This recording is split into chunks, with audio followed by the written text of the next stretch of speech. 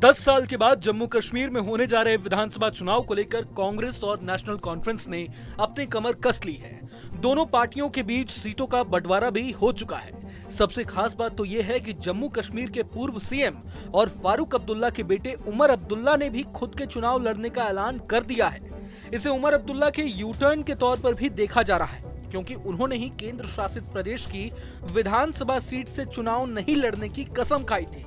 ऐसे में अब सवाल ये उठता है कि आखिर उमर अब्दुल्ला को चुनाव लड़ने के लिए किसने मना लिया। बीते दिनों नेता विपक्ष और कांग्रेस सांसद राहुल गांधी जम्मू कश्मीर के दौरे पर गए थे। अपनी यात्रा के दौरान राहुल ने नेशनल कॉन्फ्रेंस के अध्यक्ष फारूक अब्दुल्ला और उमर अब्दुल्ला से भी मुलाकात की थी।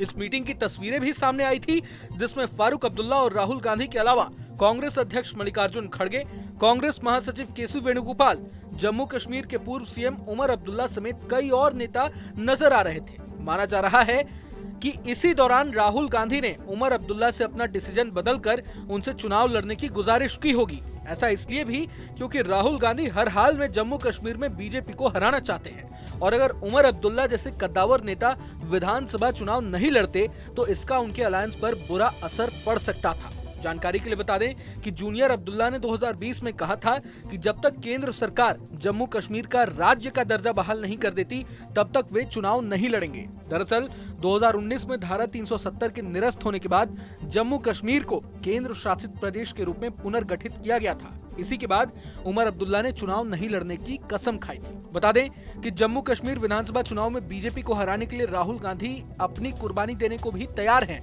ऐसा क्यों कहा जा रहा है, ये भी समझ लीजिए। विधानसभा चुनाव से पहले कांग्रेस और फारूक अब्दुल्ला की पार्टी नेशनल कॉन्फ्रेंस के बीच सीटों की डील फाइनल हो गई है। दरअसल कांग्रेस और एनसी में 85 सीटों पर समझौता हुआ है।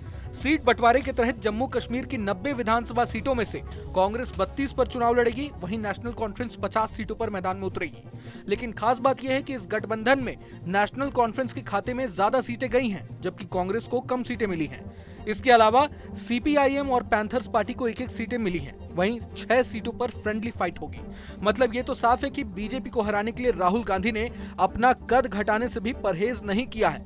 आंकड़ों में आप साफ साफ देख सकते हैं कि राष्ट्रीय पार्टी होने के बावजूद कांग्रेस ने फारूक अब्दुल्ला की पार्टी नेशनल कॉन्फ्रेंस के खाते में ज्यादा सीटें दी हैं और राहुल खुद छोटे भाई की भूमिका में रहने को राजी हो गए हैं। अब एक तरफ जहां कांग्रेस और नेशनल कॉन्फ्रेंस अलायंस में चुनाव लड़ रहे हैं, तो वहीं इस गठबंधन में पीडीपी को कोई जगह नहीं मिली है।